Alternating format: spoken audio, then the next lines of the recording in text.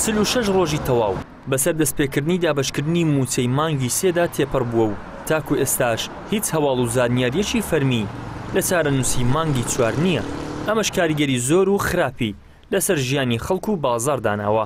دوکانداران زۆر بە ڕاشکاوی ئەو قسەیە دەکەن چونکە جوڵەی بازار پەیوەندی ڕاستەوخۆی بە موچەوە هەیە.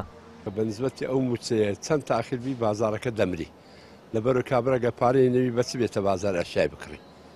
کابرا هەموو عالم قەردارە، کەس قەردیان ناداتێ.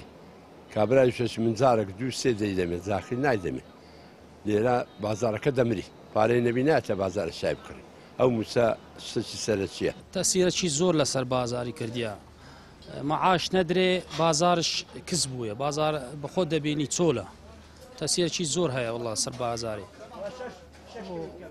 ئەوەندە بازار بە قورعان بازار نیوی زیاتر شکل کەمدا ینی. ئەو چەند مانگە پێشتر پێش دوسێ مانگە باشتر بۆ کاتێ مەعاشی تات فەرقیت کردی.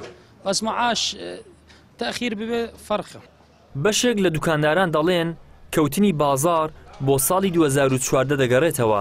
شۆفێرێکی بارهەڵگریش بۆمان دەدوێت و دەڵێ ئەگەر چی ئێمە موچەخۆر نین بەڵام دواکەوتنی موچە کاریگەری بەسەر ئێمەشەوە هەیە.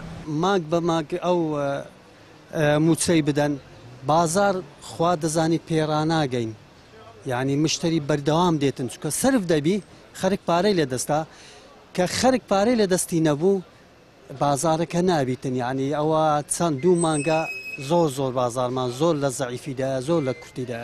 مۆزەفەکە معاشی هەبی معاشەکەی وەرگری دێ لە بازار ئەشیای دەکڕی کە ئەشیای دەکڕی دوکاندارەکان دەیفرۆشن ئەوانیش تەلەفۆن لە بۆ مەدەکەن ئەمە بارەکانیان بۆ دەگوازینەوە. سار بەسەر خراپترە لە پاش 2014 لە پاش شەڕی داعش وانەوە هەر بەرەو خراپی دەڕوە تا ئێستا بەرەو باشی ناڕۆ. یعنی ئەو ساڵ باشترێ لە سارەچکە، یعنی هەموو سارەکان بەرەو خراپتر ڕۆیشتووە.